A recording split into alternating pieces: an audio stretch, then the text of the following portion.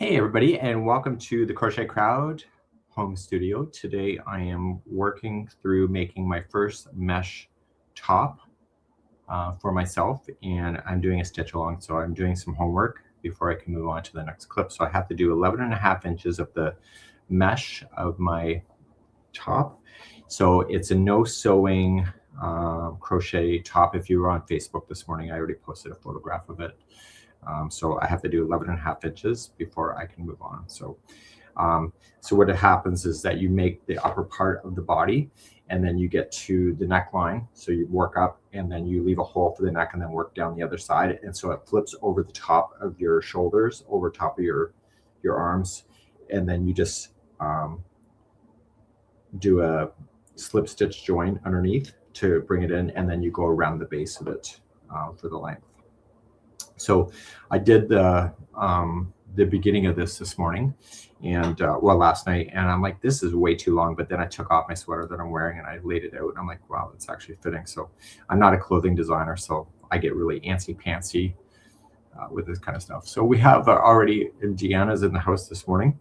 I'm just here stitching. I don't really have any gossip unless you have some gossip that you want to share. Angela, you're joining me this morning as well. And so far, it's been a good winter. We bypassed a huge storm that came through, that was supposed to come through over the weekend. We were supposed to be getting hammered with snow, and we didn't, but apparently the southern U.S. got hit. So what are you going to do, right? So maybe it was your turn. So Orit and Psycho is in the house today this morning. And yeah, so it's currently 10:09 Atlantic time here in Nova Scotia. So I'm not really up that early. I naturally get up. I don't get up with an alarm clock. I just naturally get up, and then I start my day, and then I get to work, and then I turn off the lights when I'm done. Yeah, 2 more rows to add to your flowers for the newest study. Yeah, I got to think about a new crochet study along. How are the shorts going? The shorts are done. I posted photos of those a few weeks ago. I actually wore them on my vacation, and I have to encourage our crocheters that are coming to Virgin Voyages with us next winter to really think about crocheting stuff, because it was just so well received, more than I've ever seen on any cruise ship. And it's got a younger demographic of people that I think appreciate the handmade stuff a lot more. So yeah, we have that going on. So Mary, Patty, and Patsy, and Deborah, you're in the house this morning. So you didn't see, I posted it on Facebook. I know you're responding here from YouTube. I'm not a clothing designer, so I can't write a pattern for it. But I talked to Marley Bird about it yesterday, and she said to hire a tech editor to take the pattern and to change it to different sizes. And a tech editor knows how much yarn to use when they change sizes. I just don't know if the shirts are going to be that good design wise in order to invest the money to do that. That's, it's always a crapshoot, right?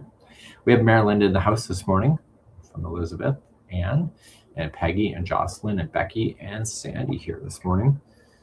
Early start for some of you, I'm sure. And you can let me know where you're connecting from today if you feel like it. Never any pressure. And my desk is full of work in progress, stitch samplers. I don't know what I'm doing. I actually did a scarf while I was on my vacation as well. I say a holiday. So last I saw, Facebook is wildly selective. I know Karen was saying to me this morning, my neighbor that does some of our retreat stuff, I haven't seen any of her feed at all. So apparently she's adopting a dog, which I didn't know about. But if I was on her feed, I would have known that. So it is selective. What can you say? So I've got lots of plants are multiplying. I think it's time for a clothing stitch along. We did a sweater, I want to say 2 or 3 years ago already. And I don't enjoy doing the clothing because I'm scared of the sizing. But this one here is no sewing, nice, easy, basic. And I like the way it looks on the guy. Just kind of easy to wear. Okay, so we have Michigan State across from the river from Port Huron. I know exactly where you are. I used to be a transport driver out of Ontario. We used to cross Sarnia all the time. It was a lot easier than Windsor and a lot closer for where I was living.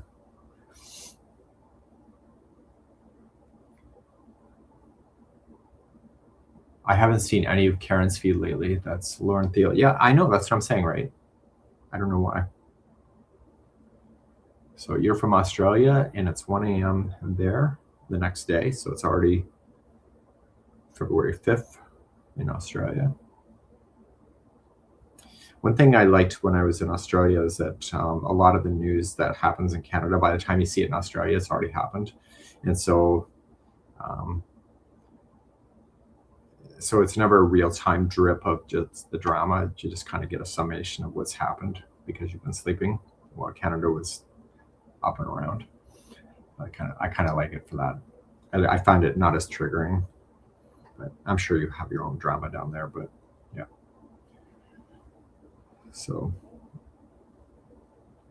I got turned off of doing crochet clothing right at the beginning of my career. I've been doing this since 2008, and I did a sweater or something, and then I even though I showed how to change the size, apparently it needs to be demonstrated in the video, and so then people wanted the videos for like all the sizes, and so there would be 7 tutorials for all the sizes, and by the time I make 7 different tops, you got to have the yarn for it, but also the time to do it. I just got really turned off the process. So right now, this top is only available in 2 sizes, and it's not hard to change the size. The only sizing change is actually the length. So it's a nice, easy beginner pattern to be able to work with, right?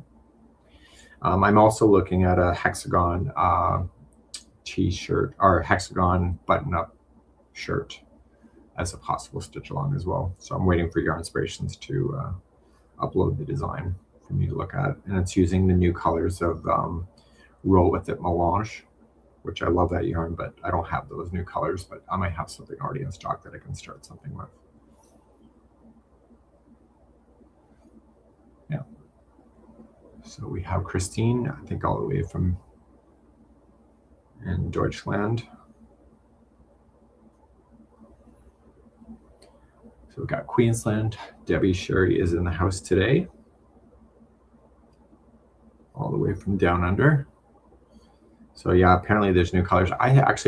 Laura, I was thinking that Roll With It Melange was going to be discontinued. So when they came out with new colors, that really surprised me. So I'm not given a preview of what's coming in the future. That's not how my relationship works. So I was really quite surprised with that. I just found that out on Monday. So, and apparently they just put in some new information about that, I think on Facebook yesterday. So I have to go take a look at the colors. I haven't seen them yet. So I gave away so much yarn that I'm kind of starting from scratch in some ways. So I'm using currently the new Caron Simply Me Luster, and this yarn has a shine to it. You see it? It has a luster shine. So it's black-ish, and I know what you're thinking. Why are you filming something that's black? Because it's a mesh, and I'm an idiot. I should call it the idiot top, because I'm filming it with a dark color. I know better too, but I don't have any of the brighter colors to use for it. I did get some goldish looking color, but I only had 2 balls and I need 4. So I had 4 of this color. Yeah, nobody ever said I was smart. Mind you, my mom might have said that, but I think she has to.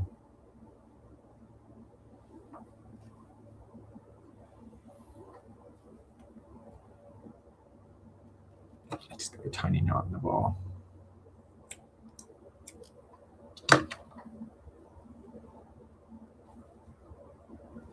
They use what is called as a square knot or a weaver's knot, so I can cut it down pretty, and especially this, it gets pretty hidden in it.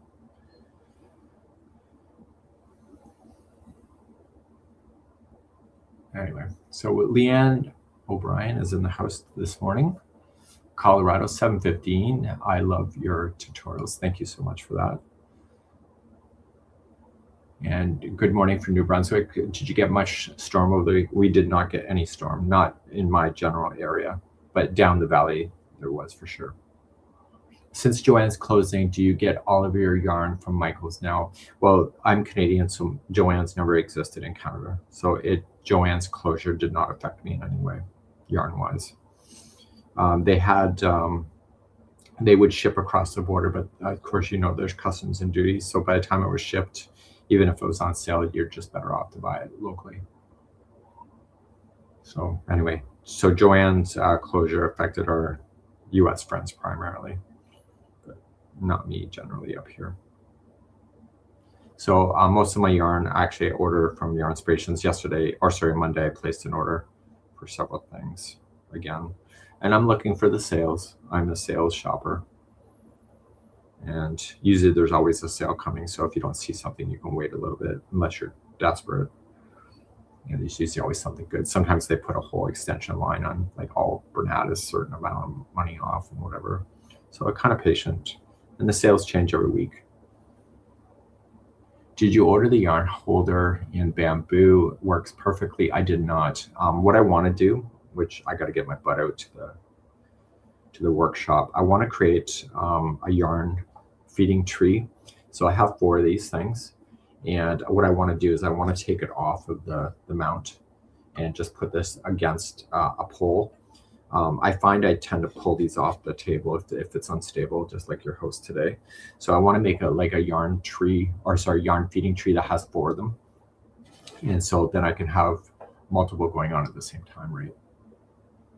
So who here is a bargain shopper? I'm not the only person. I was just actually at Walmart a few minutes ago looking at something, just doing a price check on something to determine if I was going to run a tutorial on something, and I decided to leave it behind. I don't even know if Walmart does sales on yarn.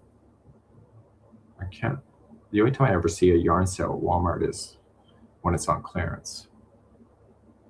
So I don't know if that's a thing. Anybody know that? I don't go there that often, and I go early in the morning. So I went at like 8 o'clock this morning because I hate crowds.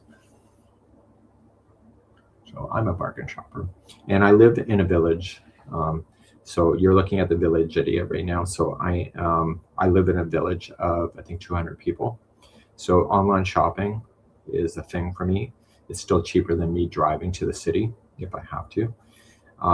But we do have 2 major towns beside us. So usually Walmart's here that I can get myself hooked up on if I need to. So you've not seen yarn sales at Walmart. Yeah, Walmart does not have sales. I didn't think so. But you know what, though? Their pricing is pretty decent from what I saw. So I'm not going to complain. There's always sales somewhere.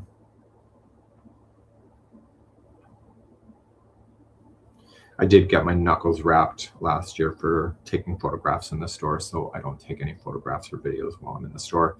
I can just ask for permission with the manager on duty, but I don't want to go through the effort. I don't want to have to explain what I'm doing.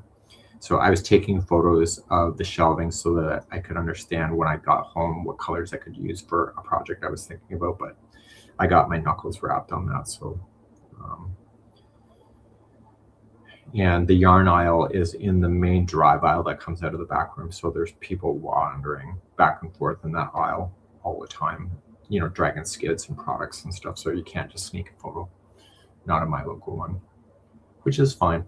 I just wanted to make sure I was choosing the right colors that was available, at least for Walmart Canada. But they did remind me I could just go online and take a look, but figured I was there. So anyway, I'm not hating on them in any way. Just that was my situation I had.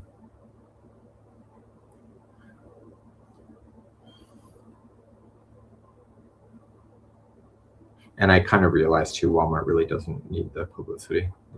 They're just a staple in everybody's lives, pretty much. As I said, I don't go there that often.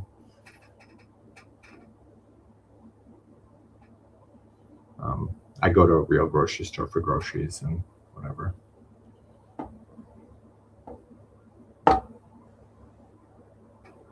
one of the things that I know about from my past is that I used to be a transport driver, as most of you know.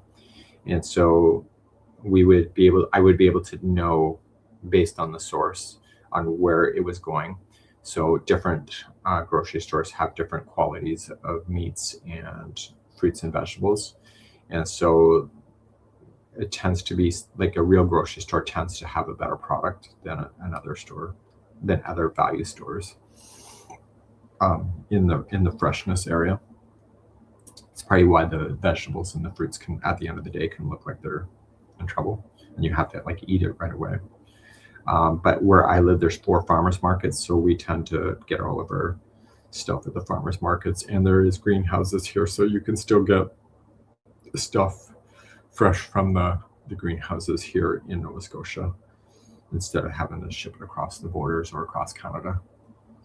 So yeah.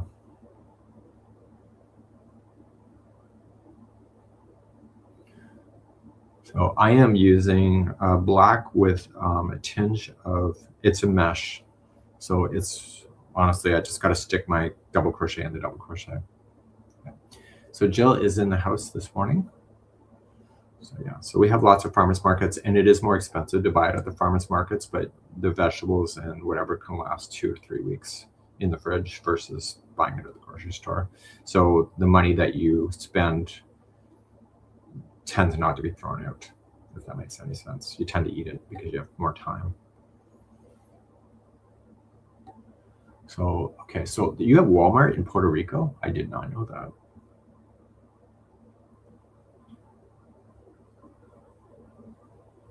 Yeah, so Sharon was here in Nova Scotia a couple of years back. We're filling up our Prince Edward Island retreat coming up. That's almost full. Karen's still working on the people that have signed up for notifications, and we'll have a full coach for this summer coming up.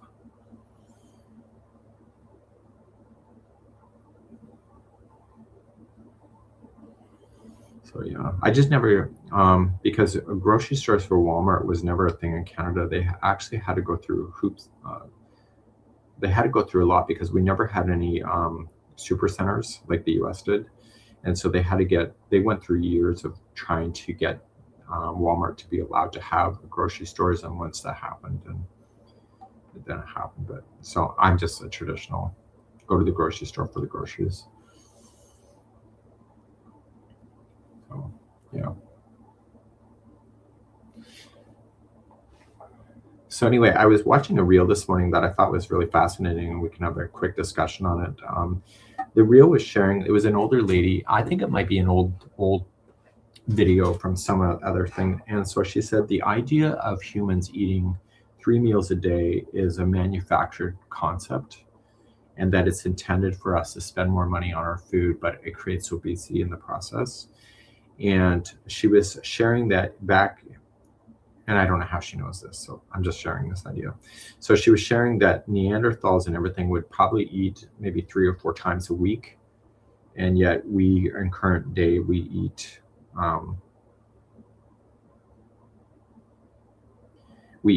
3 times a day. And she was sharing that when you eat, your body uses the energy to process the food, where when you fast or you don't eat as much, your body uses the energy to self-heal. And it's just that your body tends to heal when you're sleeping because your body's resting. But if you're eating too much, then your body, when in resting, is actually using the energy to process your food. And I thought, it's interesting. So Daniel and I, we have a very light breakfast. We have maybe a muffin. I used to have a bagel every day. I cut that out about 8 months ago, and you can see the difference in some way, just by cutting that out, just switching to a muffin instead of a bagel. But anyway, but we used to get our bagels at the farmer's market, and they were so good with butter. Yummy.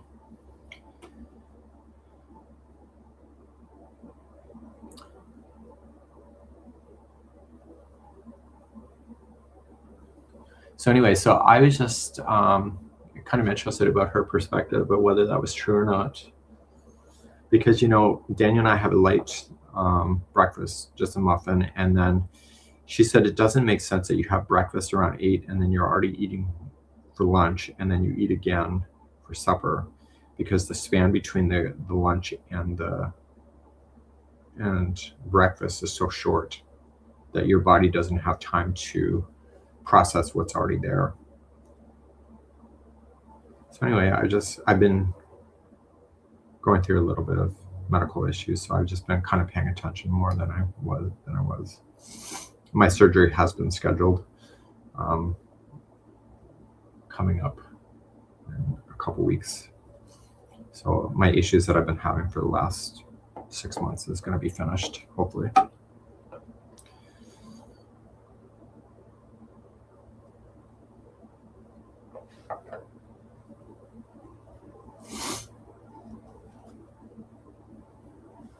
So anyway, so that's kind of a bebopping in my mind.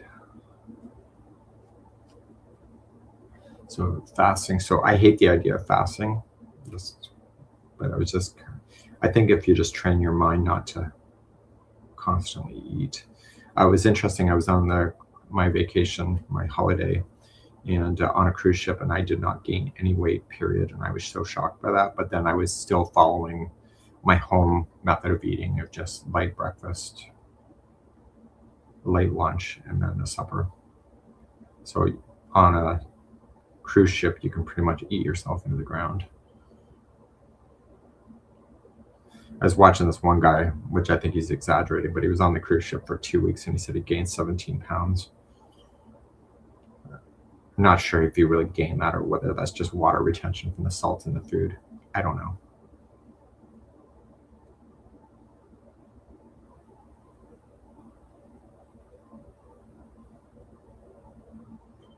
I don't know.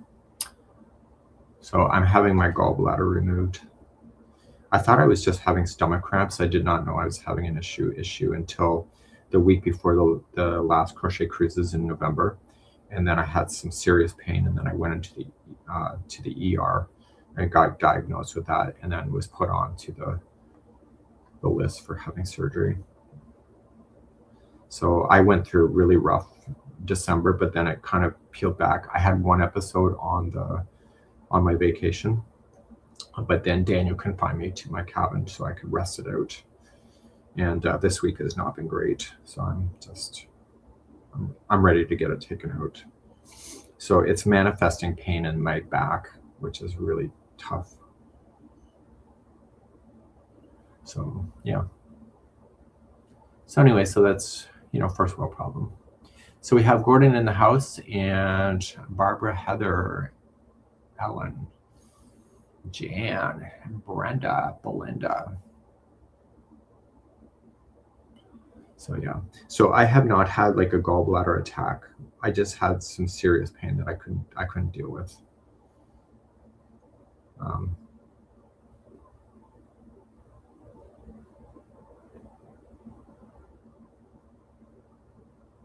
So you cut out the sugar, you cut out all the good stuff, the salt and the sugar, Susan. Holy cow. Yeah. So anyway, people want to hug me when they see me, and I'm like, do not touch me. So there's a gay guy that's at the local restaurant. He likes to hug, and so he thinks I'm pretty standoffish, which I kind of am, especially if I don't know you. But I'm like, you're not allowed to touch me, because people just touching my back is painful. So anyway, which reminds me, just 1 second. Hey Siri, set alarm for 7:30 a.m. tomorrow morning. I turned on your 7:30 a.m. alarm. Thank you. Okay. I forgot. I have a doctor's appointment at 8:15 tomorrow morning.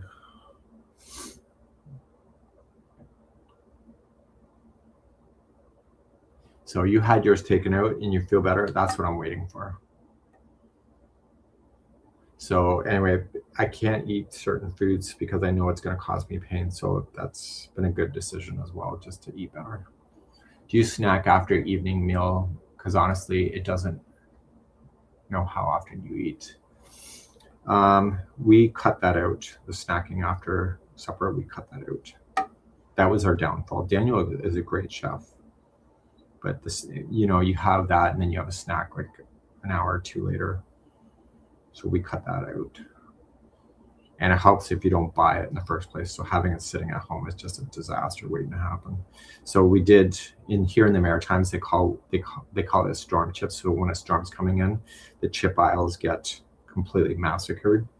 And so I did have 2 snack size bags of chips on hand for the storm that never came, but I ate the chips anyway. I know, so bad.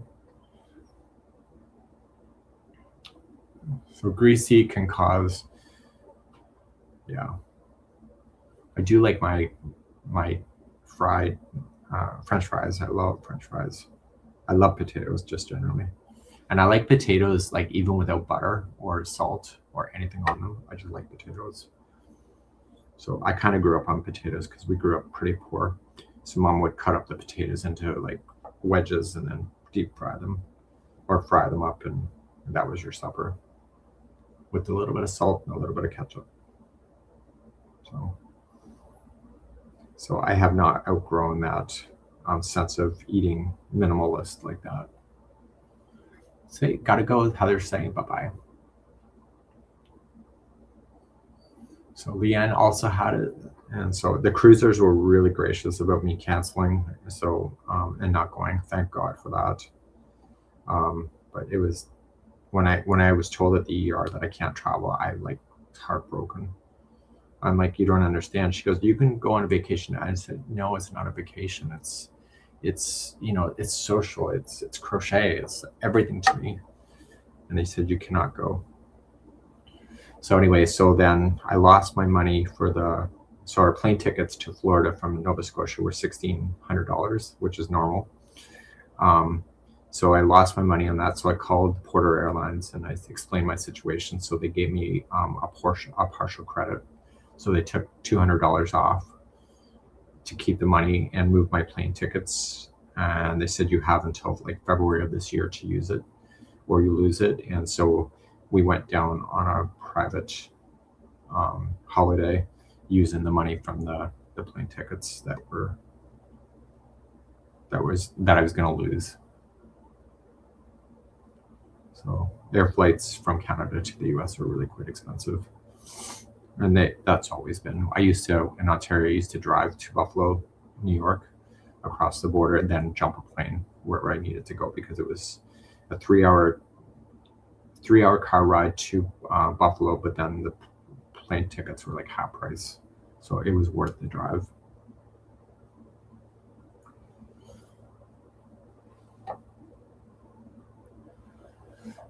Well, Leanne, I appreciate that. But I have to tell you, I danced so much on that Virgin voyage. So I have a lot to share for people that are coming next year on this voyage with me. Having no kids on board was a complete game changer. And their attitudes of the servers and everything was just so different from what I've experienced on a cruise ship ever. So I was blown away that the cruise ship mentality can be reimagined and done in a different way. If I could bottle up the inclusivity and the acceptance and the friendliness of the people and give it out to the world, I totally would. There's something magical about Virgin that doesn't exist on other cruise lines. And so that's one thing I have to work on conveying. Because when we think adults only, we think raunchy, we think a lot of different things. But having no kids just means that there's nobody chasing their kids. It's a lot more calm. There's not this pushing and shoving. There's not parents yelling at their kids. There's no temper tantrums other than people not getting their drinks fast enough, which was never a problem. One thing I never realized is that when I was on the cruise ship, I never heard an announcement. I didn't realize it until the end. You hear the muster warnings, to teach you to get off the ship at the very beginning, like every cruise. And then you never hear a damn word for the rest of the cruise until it's time to get off. And I realized that without the announcements, the ship is so much more calmer. The people, you got bingo in half an hour, you got people all rushing for bingo. And so it's all controlled by your phone on the app. And I was really quite impressed by that.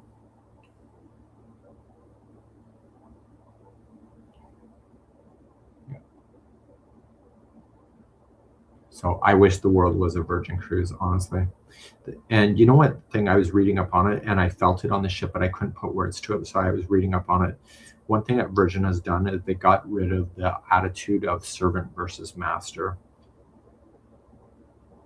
And I felt like the crew actually wants to be there. And I think they're paid, and from what I was told, they're actually paid better than other cruise lines. So they have more of an incentive. And the other thing I liked is that if they don't want to wear a uniform, depending what they do on the ship, they don't have to. They just have to wear a name tag. And they can have dyed hair. They can have tattoos, piercings.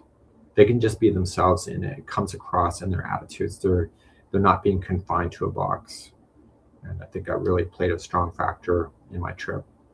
Daniel and I were like several times like just blown away. One thing that did blow me away the most is using cruise ships. There's a cultural divide between people. So, and people will understand what I'm talking about with that. And with this, I could approach anybody, sit down, have a conversation. There wasn't this barrier between people like I have ever seen on other ships. And so we went through like 5 days of that, right? And so I got back to the airport. There's a lady sitting beside me. She's holding a Canadian passport. And I said, "Are you going back home?" And honestly, I kid you not, she looked at me and went like this. I'm like, "Oh fuck, I'm back to reality." You know, I'm like, it's such, but on the ship, like if I would have asked that, it's like, it would be a nice conversation. Where are you from? You know, what's the weather like at home? You know, and I met the most amazing people on that last trip, and I'm hoping that our cruisers will be able to experience that as well. And I am so genuinely excited about it. And the other thing, you know what was the biggest factor too? There were so many cool things. The last day of a cruise ship, everybody's friggin' depressed because they've got their notifications the night before that they have to get off the ship. They have their luggage tags, you know, and so the last day of the ship, I always find people are moping around and complaining they're going home. There wasn't any of that on Virgin. There was no notices that you're going home. Literally, there are parties that are ending earlier than normal, like at 12:30 in the morning instead of 3.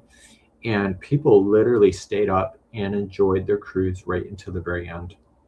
And I was like so impressed by that, because usually there's a sense of depression. Anybody that's been on a cruise, you've seen that, right? People just get depressed that they're leaving. And so you have to literally ask for your valet luggage tags with your steward if you need them. But most of everybody walked their own luggage off. And so the luggage hall was pretty much empty. So there was it's very different than what I'm used to. Have I met anybody famous on one of the cruises? No, but I heard there was somebody famous on one of them, but I just don't remember who it was. It was a guy. But I'm not a celebrity followers per se. So we were apparently on a plane coming home last year or the year, well, a few years back maybe. And it was the crew that does Oak Island. And they were apparently all on the plane in first class, and people in the back were like flipping out. But honestly, I don't watch it, so I wouldn't know. But they were loaded last on the plane, so that there were people weren't walking past them.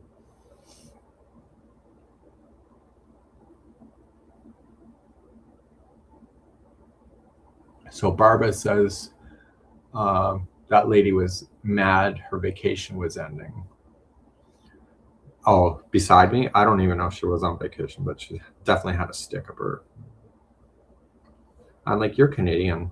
But mind you, I've said it to the group that was with us last year, the 2 Nova Scotia groups. Hang on. The 2 Nova Scotia. I said, Canadians are really not that nice. We're more passive aggressive. It's like in the southern US where somebody says to bless your heart, it doesn't mean they're blessing your heart. It just means something else. And so I find Canadians, we're not necessarily nice, but we're passive aggressive. So we come across as nice, but we don't always mean it. Yeah. So next cruise is July. There's still spaces available if you're interested. It's going from Seattle to Alaska and back to Seattle. That's in July. And then we have the Mediterranean cruise in starting out of Italy, going into Greece and back. That's in October. And next year we have 2 Virgin cruises out of the Caribbean. And then after that, which we've not launched yet, we have Crochet Cruise and Knitting Cruise with Jonathan in April of next year.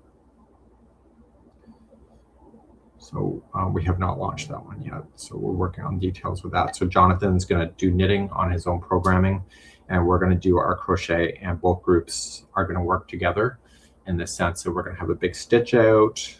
And so he'll be teaching his workshops in the morning. I'll be doing my workshops in the morning. And so you either sign up for his workshops or mine, one or the other.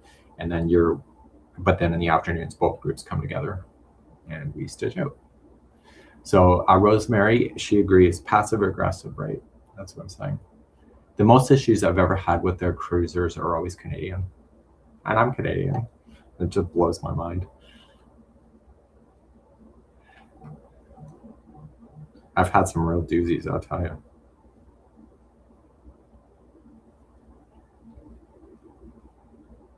So we have Michael.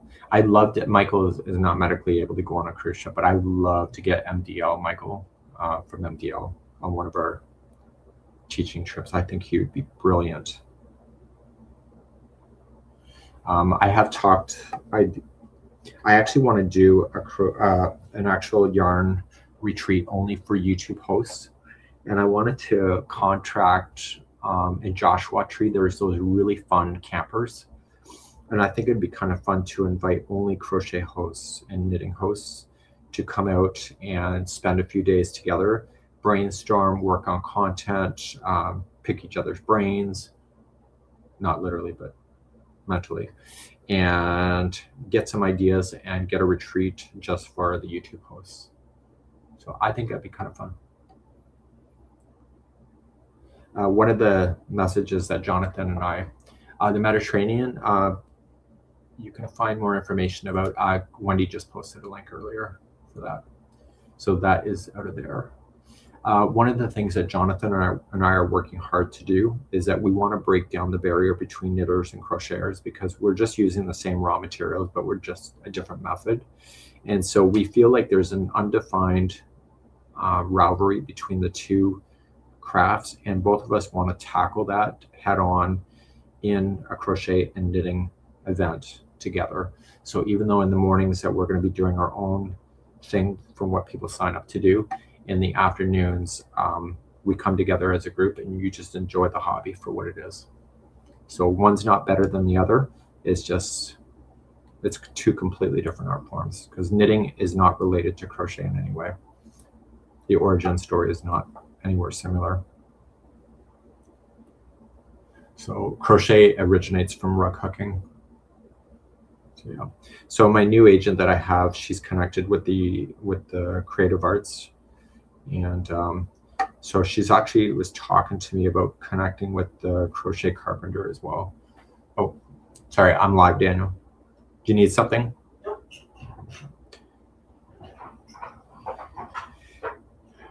Daniel's working in the office today. He's doing Crochet Cruise Alaska stuff.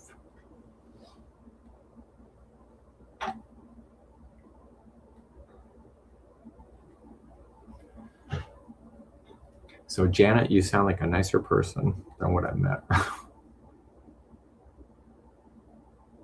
So, and then MDL, he is a Tunisian host.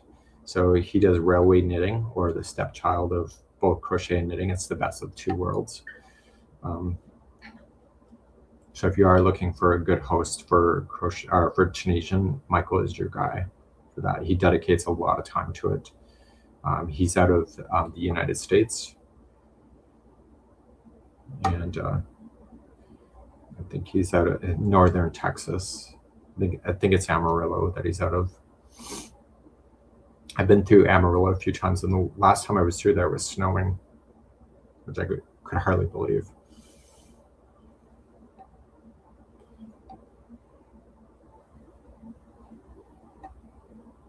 And if you're out there looking for another host, Ola Joe is in the house, and her name is Andrea, and she's a retired vet, and she has a great backstory, and she's also a great host on YouTube to be able to follow. She's really quite personable too, funny as hell. So MDL did I think it was 2 years ago, he did an all-night live on YouTube for those people that were lonely. And he dedicated a whole 12 hours of staying up all night on Christmas for those that were alone. And so I met Ola during that broadcast, and I couldn't even believe I was on so long. It was so much fun. And I've been using, I don't remember the other host that you had. He was male. I almost think he's from Texas. And he says, "Don't threaten me with a good time," or something. I forget who that was, but I've been using that saying once in a while. Don't threaten me with a good time. But it was so much fun. Are you able to post after the live? What kind of posts are you looking for? And if you always go on our website, you can find stuff too.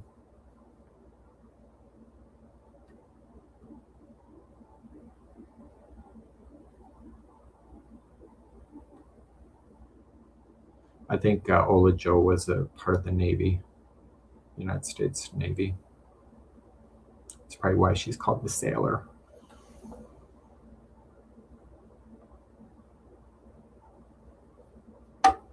So I am making a crochet top, by the way. I'm making it for me.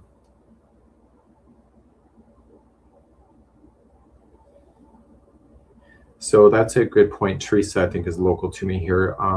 Actually, I thought about doing a blog, and it's not personal. I thought about doing a blog of 5 influential male crochet and knitting hosts. And so I was going to choose MDL, Jonathan. I was going to choose Martin up north, the Crochet Carpenter, and there's somebody else. I was looking for a 5th person. The name escapes me at the moment. But I just think there's not a lot of male hosts, so I didn't know if it was necessary or not, because they're easy to find.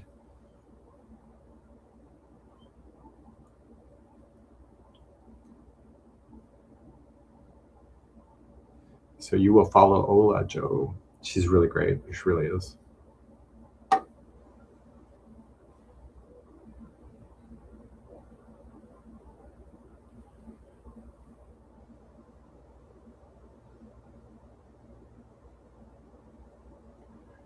So Mark is joining us. Creations by Mark. Mark, what are you creating? Have you been following Brochet? Oh, Brochet is brilliant. Brochet with those little stupid little reels, they are absolutely brilliant. He's got to have a team to do that. In a perfect world, I would love to have a team that could do that, but the world's not perfect. Yeah, but Brochet is hilarious. And I think his shtick is he runs away from the camera at the end, or runs to the camera, or runs with the camera. It worked. So he's got his own little shtick. I think I have my own little shtick, but it's not as fun.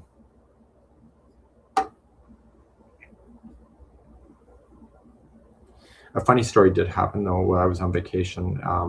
So we met this group of older ladies who were celebrating a 60th birthday party, and so there's a whole whack of group of them.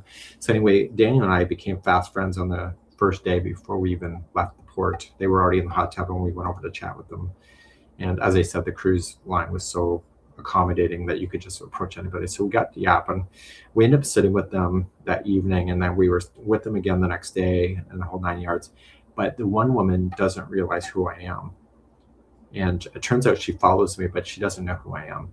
And so, because I don't introduce myself as Mikey, right? And so, because it's personal, right? So it's Michael.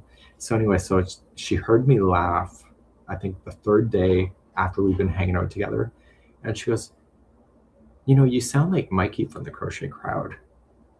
And he goes, "He lives in Nova Scotia." And I said, "Yeah." And I said, "So do I."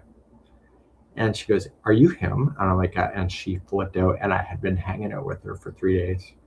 And I love that the fact that she didn't know, because once she knew that who I was, like it was kind of like fangirling, and I prefer the other way of just friendship without the fangirling.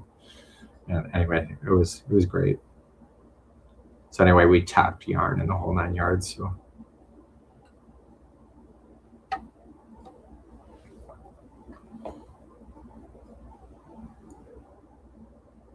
enough chitter chatter. Let's get at her.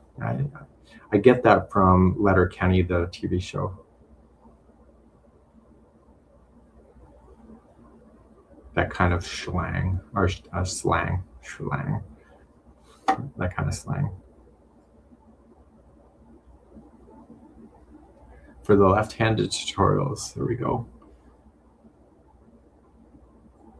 Wow, it's just I don't know if you know the backstory now, right? So I was trying to teach myself how to crochet left-handed. Like this is way back in 2008. And so I'm like, there's other hosts doing right and left-handed. And I'm like, oh my God. So I was trying to teach myself.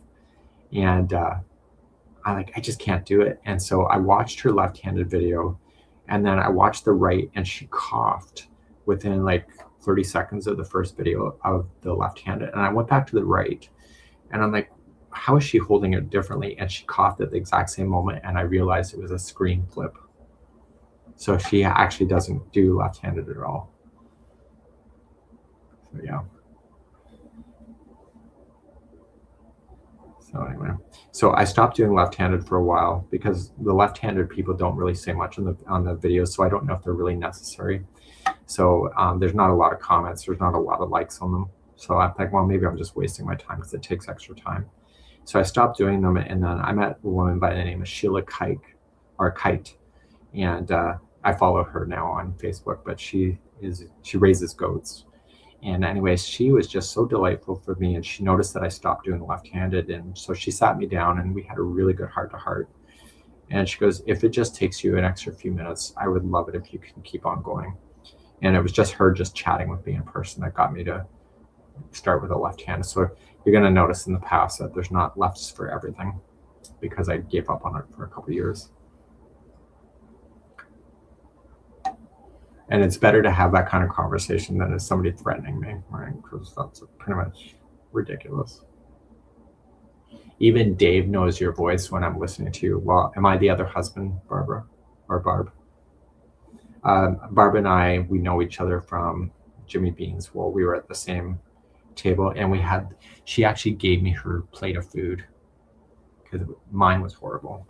What was that? It was some kind of ham dish that is honestly just a salt lick. Anyway, so Barbara gave me her food because the food I ordered was just horrible.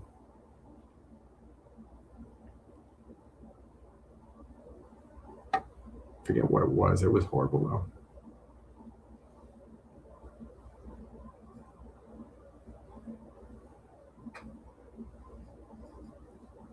So Crochets by Mark, he crochets left-handed. So I didn't see your response. So Crochets by Mark, so you're a crocheter then?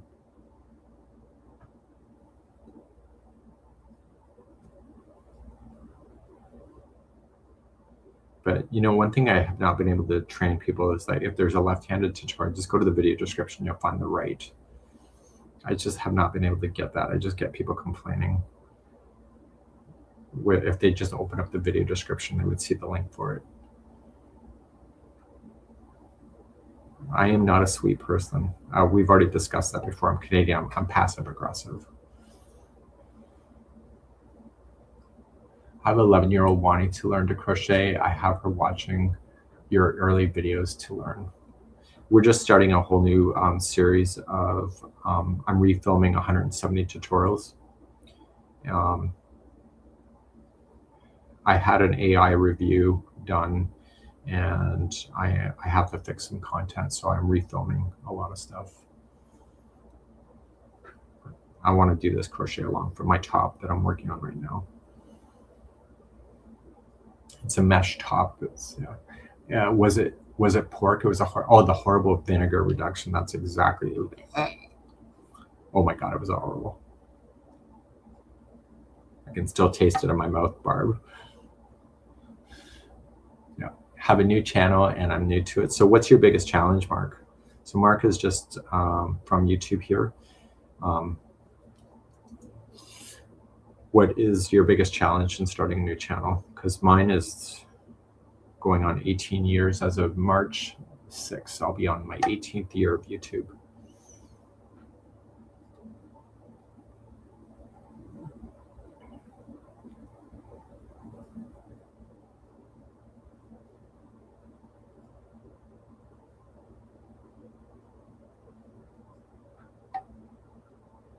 One thing that AI suggested that I do is to change, I always have the word pattern or free pattern with a colon and then the link beside it. And AI said that it's not obvious enough. It needs to say pattern link. So going in the future, I'm doing that. I'm not going backwards because there's like thousands of videos to do that too, and I'm not doing it. Nope. What's an AI review? Did somebody, AI review is from, something that YouTube is doing on its own. So it's completely run by AI now. So evaluate. It does an evaluation to determine whether the titles are proper or not and what people are resonating with. So sometimes you'll see some of my titles being changed because I've done some research and so it's changing some stuff. So anyway, so that's, and then our other site, Mikey Stitch Studio, is completely AI driven. So it'll tell me what consumers are looking at, what I need to improve on, what's my next steps. And so it doesn't replace me doing the work. It just gives me a better direction to work in, right?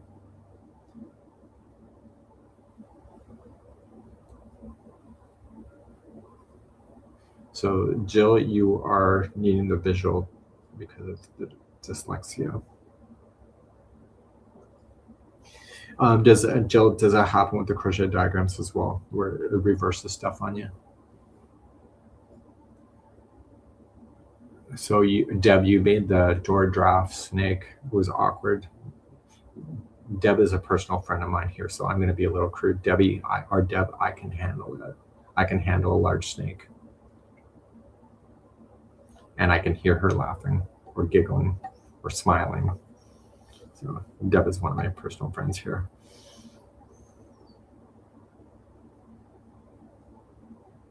She actually stopped me at Tim Hortons and just to say hello to me a few weeks ago. It meant a lot to me that she did that.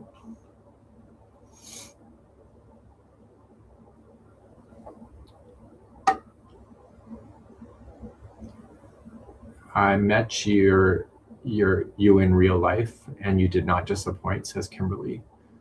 When did we meet? I'm the same person off camera, but if anything, I'm more crude in person. I don't hold back on my terminology.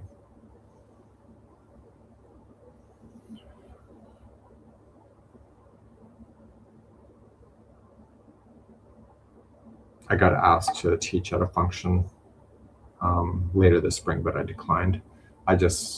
The people really need to know my personality before I sit in the same room with them. So I catch people by surprise because I'm not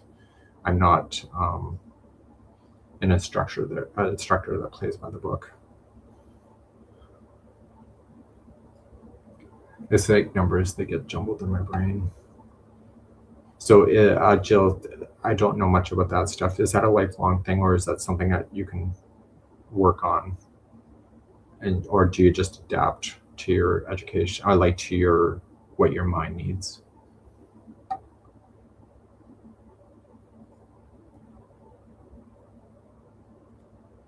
I have not ordered from the Middle East at all.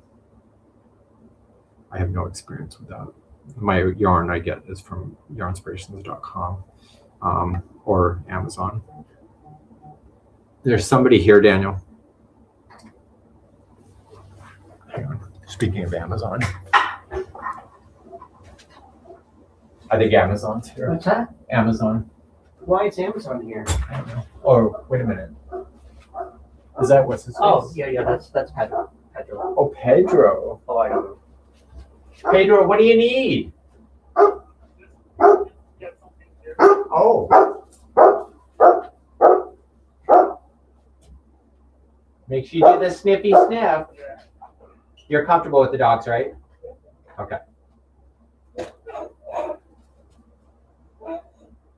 Were you guys working today? Were you working today? At where? Oh, okay. And are they at least being nice to you? Are they at least being nice to you today? Wow. Ah, they're so mean. Okay, well, enjoy your day.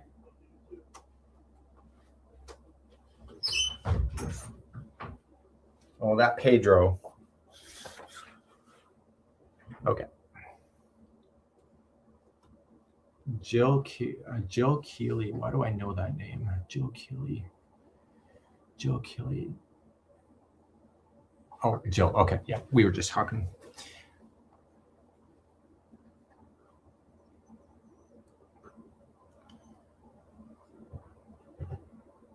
Okay, we have Utah in the house today. When the cat's away, the mice will play. Were you guys playing at all?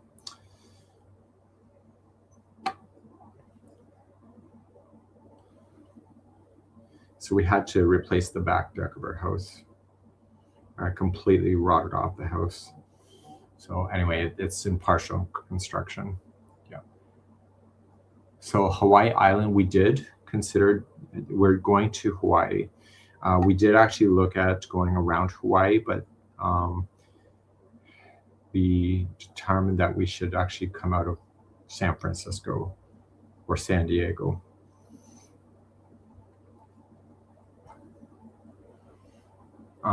And have a 2-week journey instead of just the islands itself.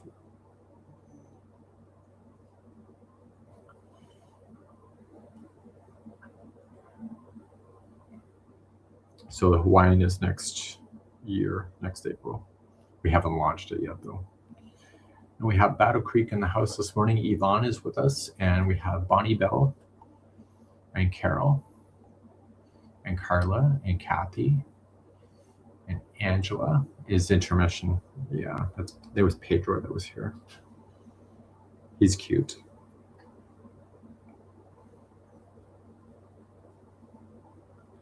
So anyway, crochet cruisers for Alaska. I'm working on a concept right now. You want to see? So this is not the final, but what I'm doing is that I'm doing, this is just a template for. So it's not going to say this, but I was working on a concept of leaving holes and then using, well, smaller than this one, and then using a smaller hook.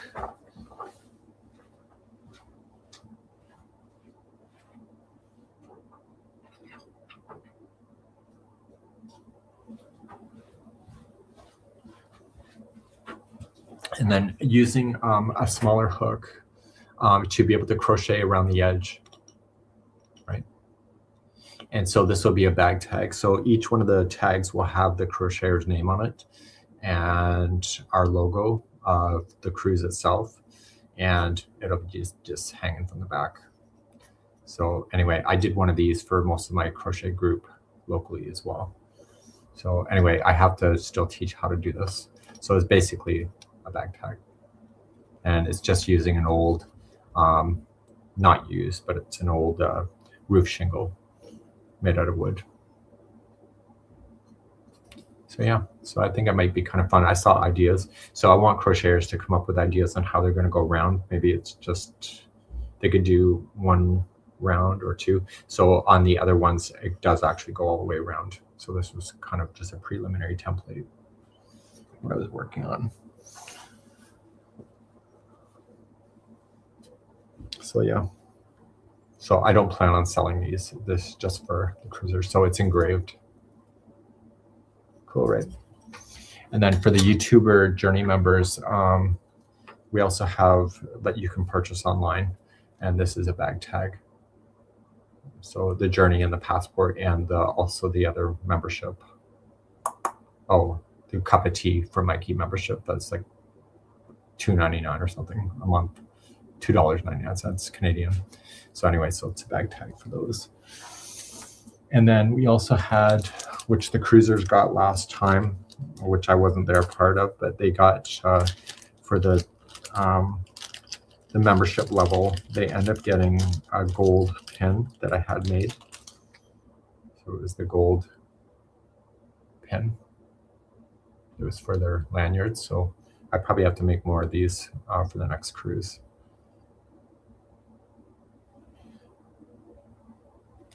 So we have the lapel pins for those. And yeah, so I've kind of been working on stuff. And I don't sell these, by the way. And these were like $5 a unit. So they were, yeah. So I only have enough made just for the cruisers. So anyway, that was kind of fun. So I had these locally made actually in the next town.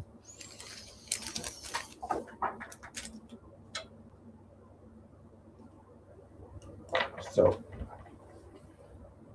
and then one of the other keepsakes on my desk in this mess, I actually got a sheep when I was in Scotland too. Sheep.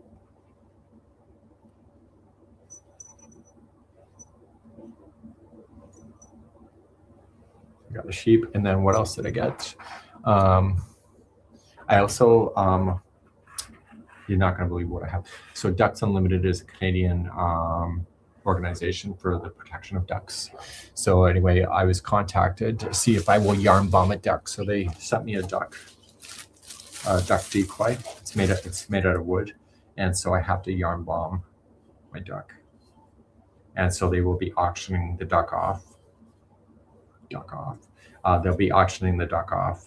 And so different artisans around Nova Scotia are decorating ducks to be sold off for raising money for Ducks Unlimited. So because Karen, my neighbor, is an artist, I end up getting 2 of them. And so her duck is slightly different. So we're going to have a duck off. Yeah, so I'll be posting photos of that. There won't be a pattern for the ducks. And then Daniel wants me to make chicken coats for the chicken outside too.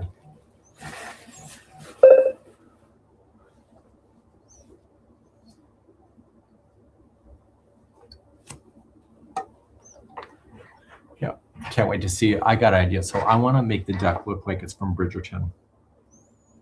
So I had a friend learn how to do a mini wig on one of her amigurumi, so I got to find a tutorial on how to make crochet wigs. So we are almost ready for Scotland. We're just waiting for one final confirmation on. We have a yarn dyeing workshop, and so we're just waiting for a final confirmation for pricing.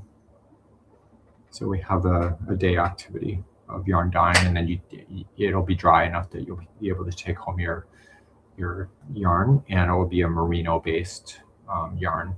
So you'll learn how to do dyeing and then be able to take that home.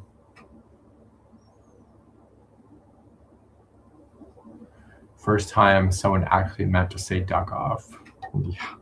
Yeah, that was an accident. So Monster Bun Yarn Crafts. He's finally made one of the lives. Emotional. So Daniel's gotten more chicken, so he's got 16 chicken coming in. We already have a whack of birds. It really does turn into bird math or chicken math.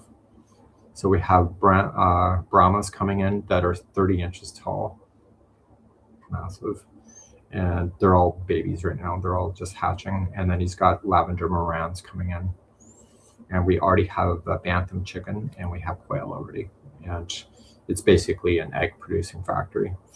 Just for, it keeps Daniel entertained, and it keeps the dogs busy on something to guard. So they take care of the something.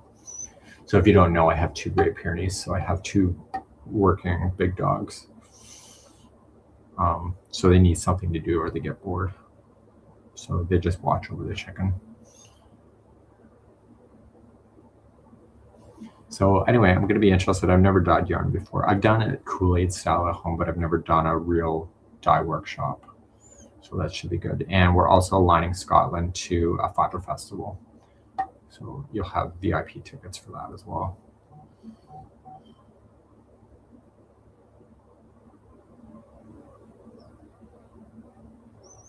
So we're gonna have to yank Ola Joe out of the gutter with that duck off. You know, Ola and MDL, you know, one thing I have done in the past, which I have not done in years, we did actually a challenge off with hosts. And what we had to do is we had to decorate pumpkins in our own way. And so we had a mixed media artist, we had a paper artist, and then we had me as a crochet artist. And we did a challenge off over a month. And then people in the end got to vote on which ones they liked the best. And anyway, it was just a fun thing to do. So I am making currently a crochet top.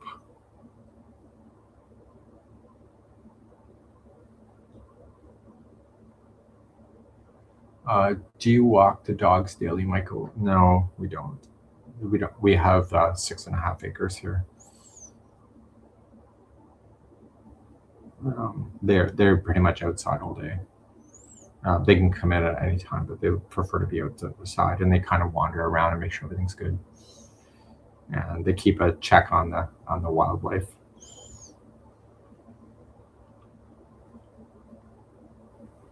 But if you go out, they'll do the happy walk towards you and happy to walk you around. You just got to tell them where you're going to go.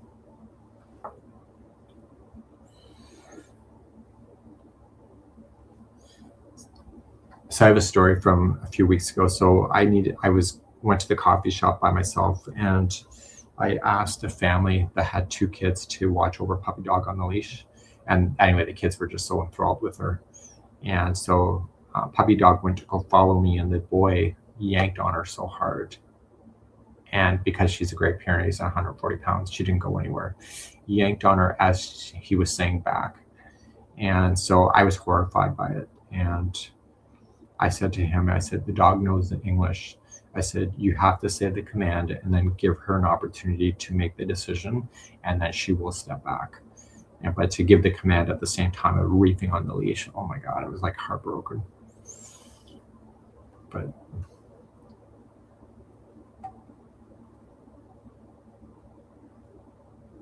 what is the best position to set as crochet? As I got to a crochet pillow that don't really care for it, my arms get tired.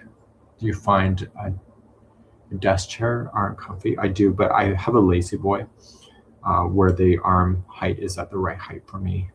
And when I'm in my lazy boy, I tuck a pillow underneath here, so it keeps my arms out and on both sides, and I kind of wedge myself in. So my arms are not necessarily on the armrest, but they're just resting in like a chicken format.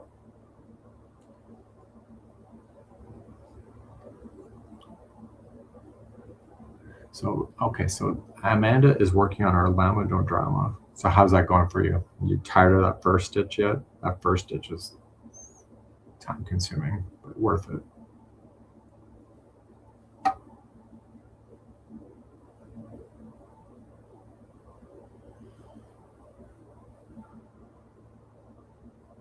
Use a pillow and a blanket to cushion my arms. And you also probably use it for medical reasons, Michael. I think you have a back issue, from what I recall. So I'm crocheting a pink horse for my granddaughter, says Watson 6.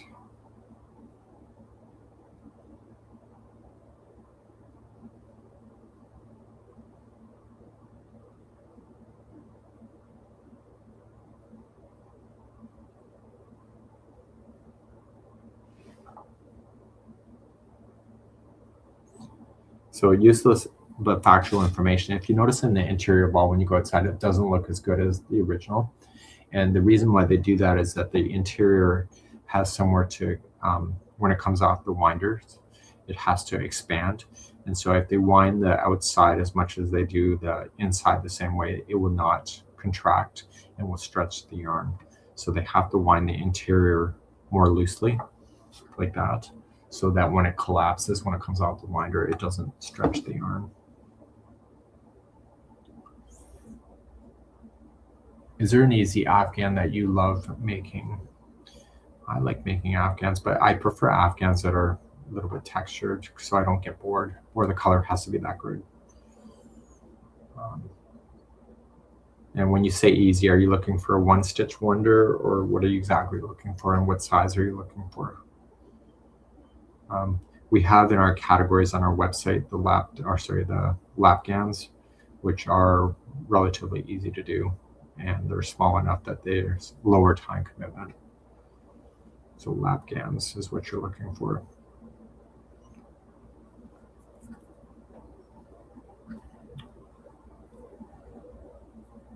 Pulling off dog here.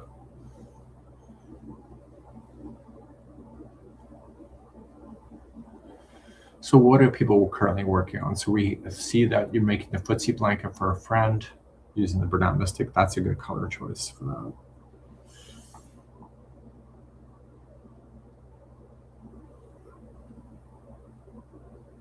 So you've been crocheting bulky yarn cushions. And you're happy with the results. And you know what? You already have the cushions, right? So it's just one less investment other than yarn and time, right?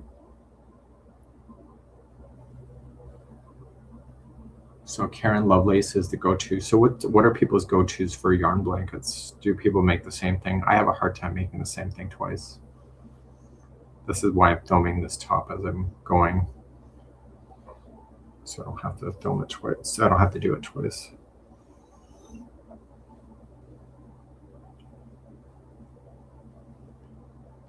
Working on a hooded cowl for the sister, says Kim. Making a hexie sweater, says Kathy. Anybody interested in a button-up hexie short sleeve? I think it's hexie. I'm not 100% sure yet, but I think it is. Making a waddle bottle cover for the cruise.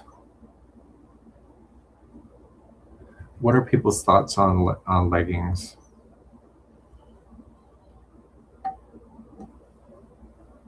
The Suzette stitch with for a scarf, that's a great stitch to do that.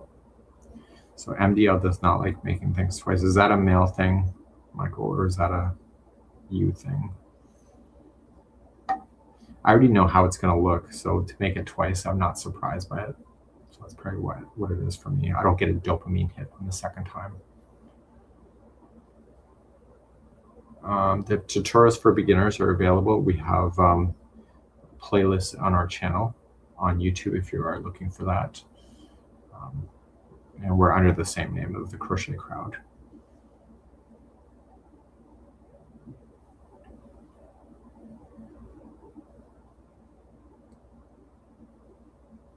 So MDL is just trying to blame other people for his own not wanting to do it twice. He's the same as me though. So I'm using currently Karen Simply Soft, or Simply Me luster. And so it's got a shine to it. It's pretty much black with a hue of luster. I don't even know what the color is. But it's just a mesh, so I'm not so worried about where to stick my hook because it's obvious. So the whole thing is just a mesh, relaxed sweater concept.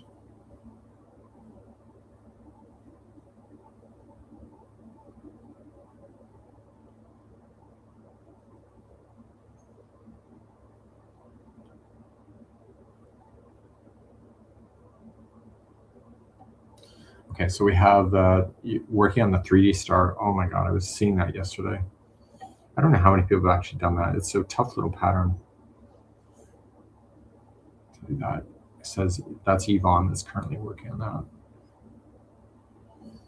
I saw that Yarn Inspirations had new photography for it yesterday, and I'm like, whoa. And I was wondering if somebody had to make that twice with the new color, but it was the same thing, just different lighting.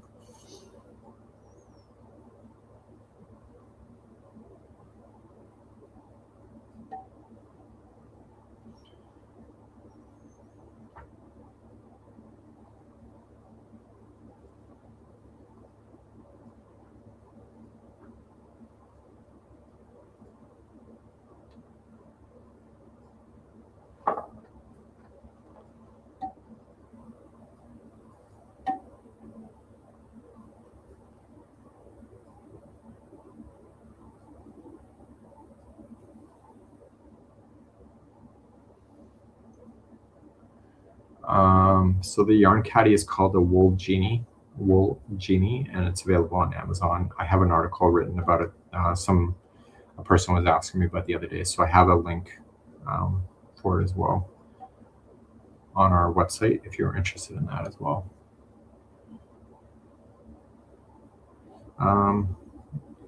I'm not really having an issue with the wonkiness, so I don't know the answer to that. Maybe it's where you're sticking your hook.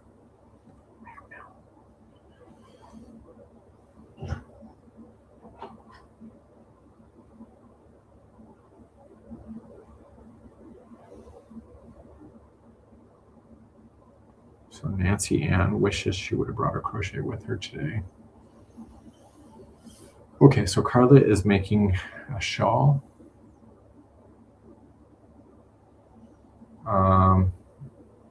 The cold doesn't bother Daniel, but he's working on the Alaska crochet cruise stuff.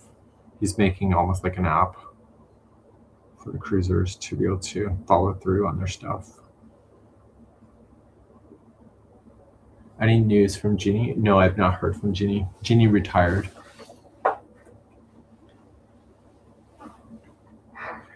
Anyway, it was running the crochet crowd is a lot of mental stress. And I think in the end, I think it's just too much. And so she decided to retire, which I completely was jealous about as well.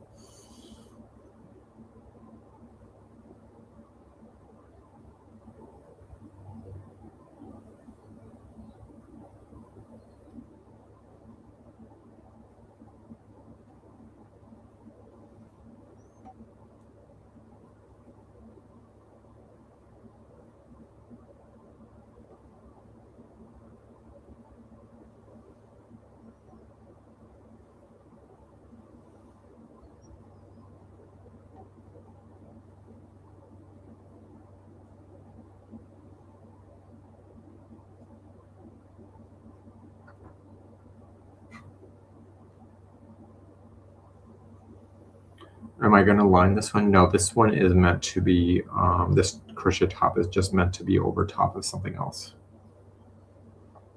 What would you do if you could retire now? I don't know what I would do. If money was not an option, I'd like to be an artist in some way, but money is obviously an issue with everybody. I don't come from a background of rich people at all, and I'm not either. So I think I'll be working until I'm dead.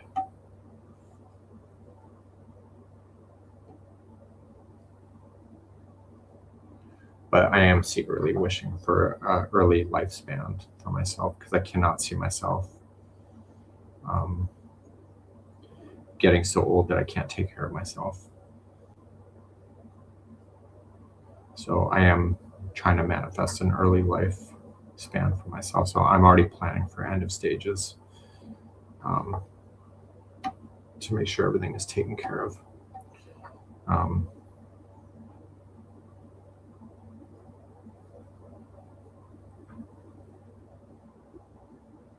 I'm watching my parents. They're currently, as far as I know, they're in their 70s. And I have not talked to any of them in a long time, but I think they're still alive. But from the photographs I've seen, they're not doing good. So I don't want that for myself.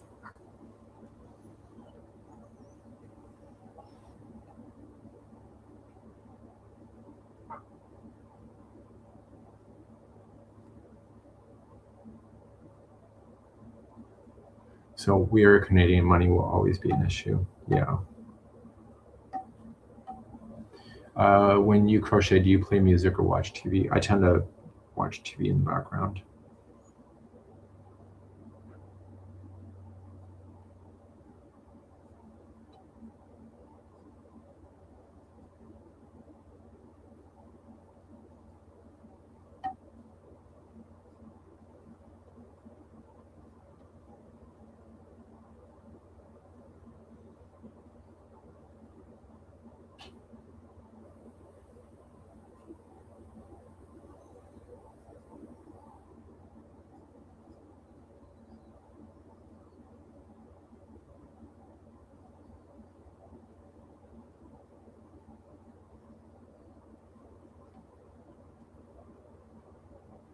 Oh, and don't be sorry. I'm not close to my parents. Don't ever be sorry about that.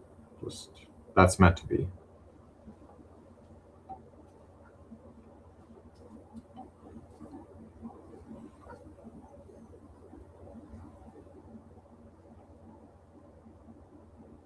The stupid Canadian woke birds. Yeah. If you know, you know. Yeah, and now you're sounding like Karen. Do you have any hobbies? No, I don't. This is complete work for me. I was trying to get into miniatures, but my hands are not working properly for me to be able to do small scale stuff. I don't have the function in my hands to be able to do fine detail.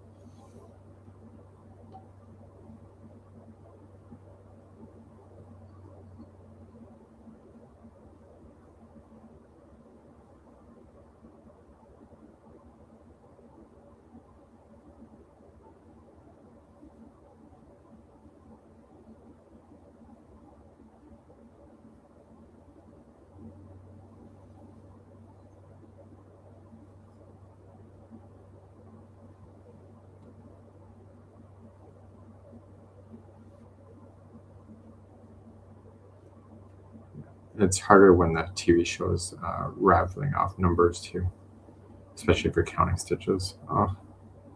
Like they're talking dates or whatever. How many inches the cut was or whatever. It's always harder. So I have to get myself to 11.5 inches today and then move on. So I've already filmed part 1 and 2 of this top yesterday.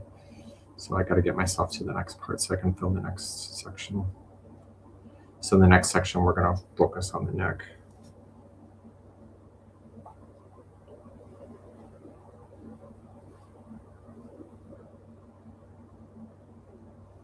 "13-year-old just learning how to crochet."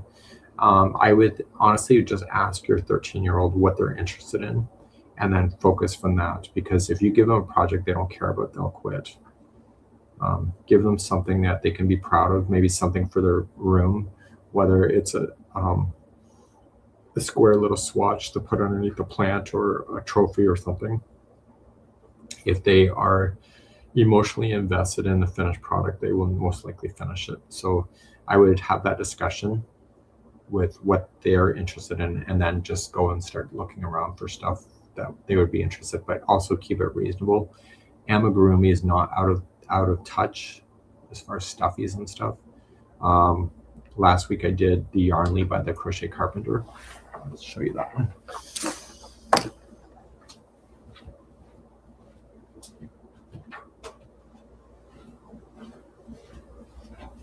So last week I did that.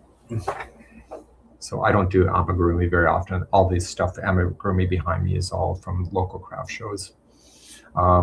Even a pencil heart. You got to get something that they're emotionally interested in.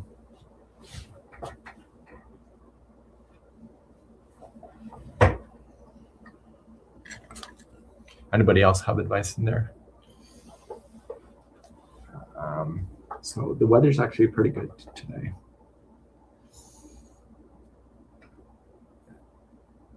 It's holding. It's not crazy cold.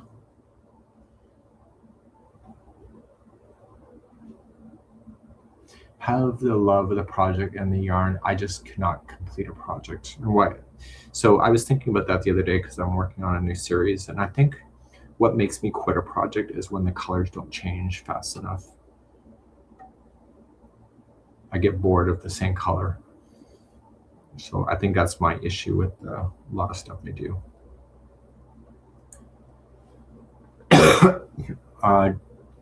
Do you crochet all day? Most of my day I spend programming, writing articles. I tend to only crochet in the nighttime, but because I'm working on a tutorial right now, I got to get my homework done. And I'm hoping to film the next portion of the tutorial today. So I have not edited anything yet. So I'm working on it. So I got to get myself to the neckline. So I got to get this to be 11 inches tall. And then I can move on in the tutorial. How do you keep from getting hand pain? You support your hands. So my arms are supported at the right height. So when I crochet, see how it's coming straight out? I don't want to crochet like this, and I need some support, and that reduces the hand pressure because I'm really not hanging onto the project and my arm at the same time. My arm is rested. So MDL loses project if the project is too easy. I'm the same way.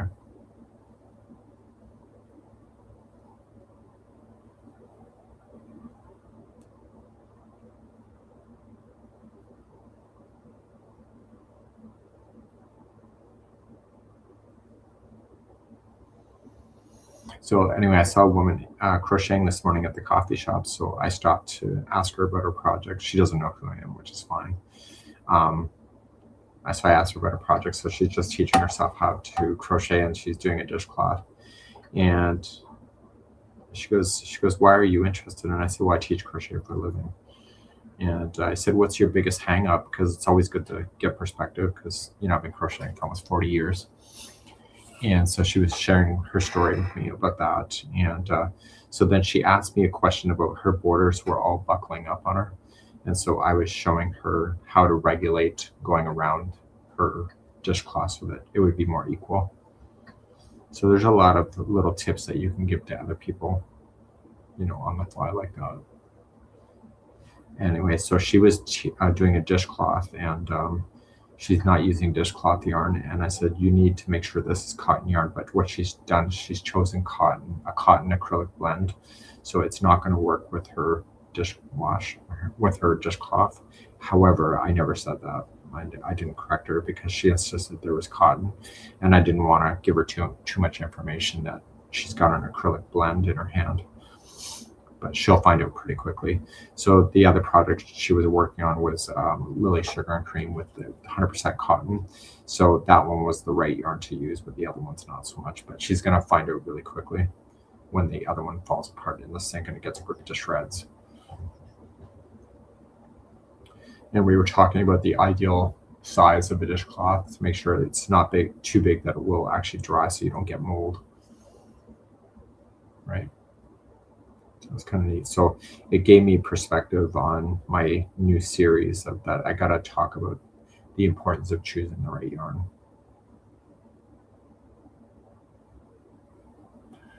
Okay, Jill is saying goodbye. Have a great day, and we'll see you again.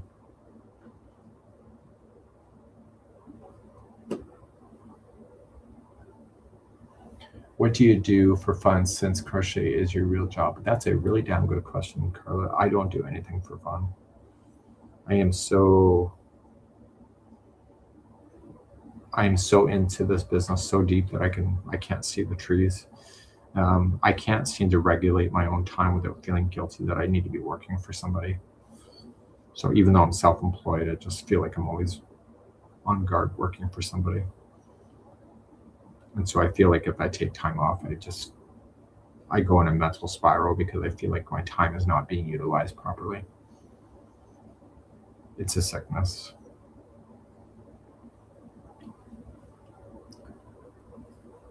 Would you like to buy? I like to buy one of your Afghans. It would mean so much. Kathy, my Afghans go to charity to a local organization called the Family Resource Center. And the Family Resource Center helps families in need in my region. And it also is a resource center for refugees that are coming into Canada. And so my stuff tends to go towards those organizations because it is local to me. I just drive it and drop it off. And I know it would mean a lot to you to give you an Afghan. But I feel like the purpose of the Family Resource Center is to help the community. They also help with mental needs and the whole 9 yards. And I think one day I might have to use that service. And so what I'm doing is all the tutorial work and all the blankets that you see ends up going to the going to this organization, and it goes further. And this organization, what they do is they split up the stuff between hospitals and organizations like senior facilities. The last batch of blankets went to actually the seniors facility right behind our house through them. And so they see where there's a need and then they fill in the need. So I think all self-employed feel the same way coming from a work window. So the difference of this house versus my last is that this basement level is my working level. So when I come out of the basement, I don't feel like I'm working. The last house, my office was on the same floor. And so I'd always walk by my office to go to my room or to the washroom. And I always felt like it was a chain around my neck. So am I doing any woodworking? No, not right now. My gallbladder issue is stopping me from doing fun stuff. So my favorite hooks are actually a generic Amazon hook. I have tons of these around here. It's just, if you look up Amazon, go on Amazon and look up ergonomic crochet hooks, you'll find them. And they're $15 for a whole set. Something like that, $15 Canadian for a whole set. So I tend to buy like 5 to 10 sets at a time because I seem to lose them. I don't know why.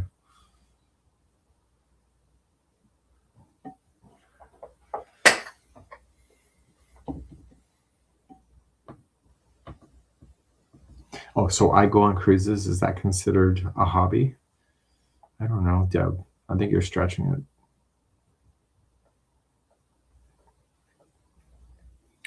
Mind you, the last cruise I was just on was actually a holiday cruise.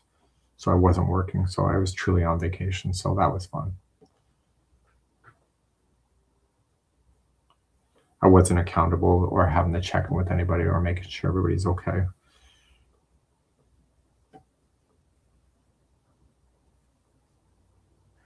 So Kim is saying hi ho.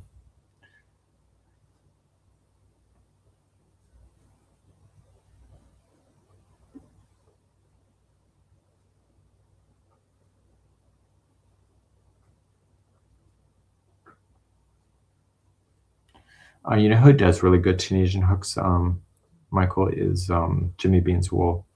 Their higher end hooks are like working with butter. And actually with their hooks, I didn't mind doing Tunisian as much as I do with the cheaper hooks on that one. And then I realized when I started knitting that the cheaper the knitting needle, the worse it is to learn. So you invest in the better needle when you go to learn because they just glide on the needle so differently than a cheap one. And the yarn choice, of course, makes a difference. Planning which could be considered a hobby. Deb, you're really stretching it today. I got a cake to serve you.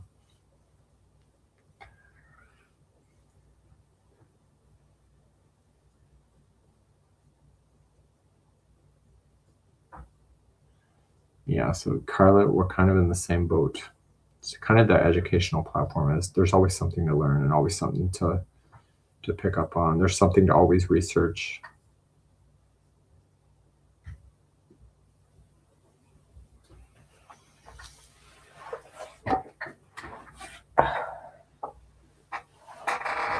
So Geraldine is all the way there. Gossip, a hobby? Okay, that might be true. So, okay, so Watson 6 is going to have some gossip. What's the latest gossip today? Tonight is Stitch Night at my home local group tonight. So that's when I get hooked up on my gossip. Deb, did I make you one of those wood? Did I make you one of those wood things? Did you want one? Let me check. I don't know if I made you one.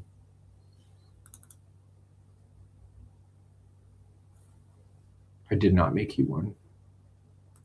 I can make you what Karen made me. Karen Hake made me make her one in a nice way. But I can make you one too. It's for your bag tag.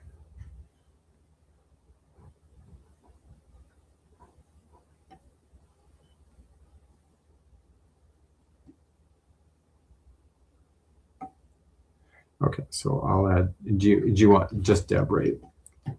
Deb.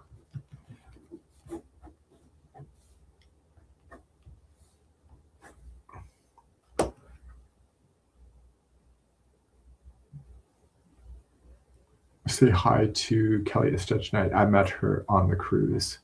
Oh yeah, Kelly's not been feeling well. She's been sick for over a month. She got like the flu, and then she just not able to get rid of the cough, and then she was looking like Sin. Sin had a look. Kelly's her face. Just it really kicked her ass.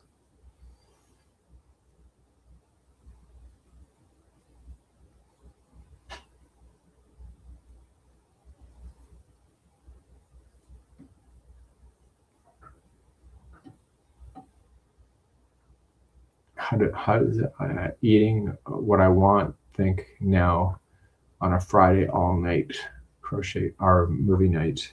It sounds delightful.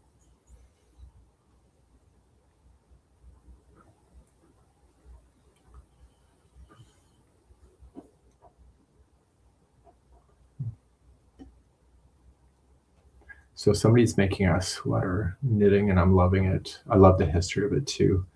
The Cowichan sweater. That's how you say it. Okay, Sharon, have a good day. I need to get packing. See you later.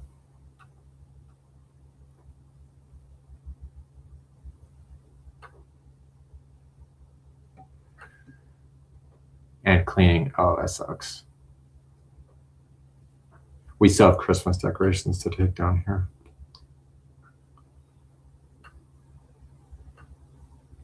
We just have the dining room left. We haven't put anything, we moved everything to the basement, but we have not put it away. We're getting everything down and then making the decision on how we're going to Tetris everything back into this position.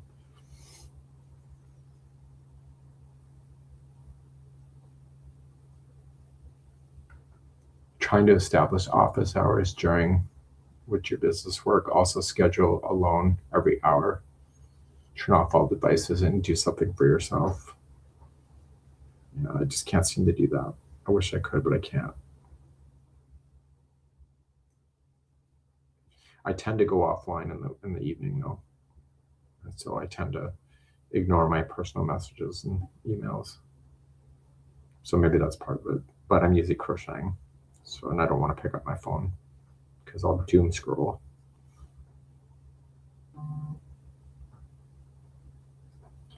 I was watching a reel the other day. Oh my God, it was horrifying.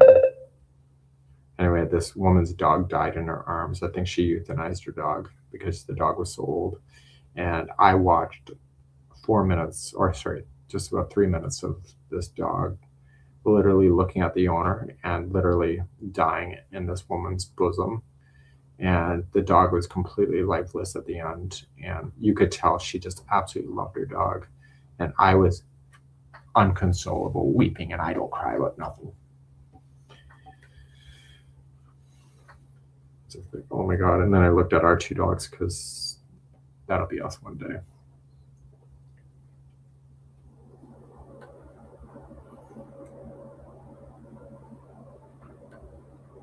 So Karen needs to do the craft room. Okay, well, once you do yours, you can do mine.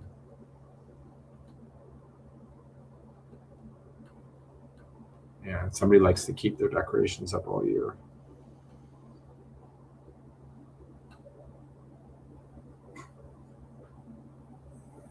Okay, so I'm gonna have to go stretch my back. Most of you know I'm having issues, so I'm gonna go stretch my back, and this is gonna be it for today. And I'm gonna keep working on my top. And for those on YouTube, on the Journey membership, you'll see videos coming soon with that stuff as well. And then I'll probably launch the Stitch Along, I think, in March. That's at least my goal in my head. That's it, and we'll see y'all later.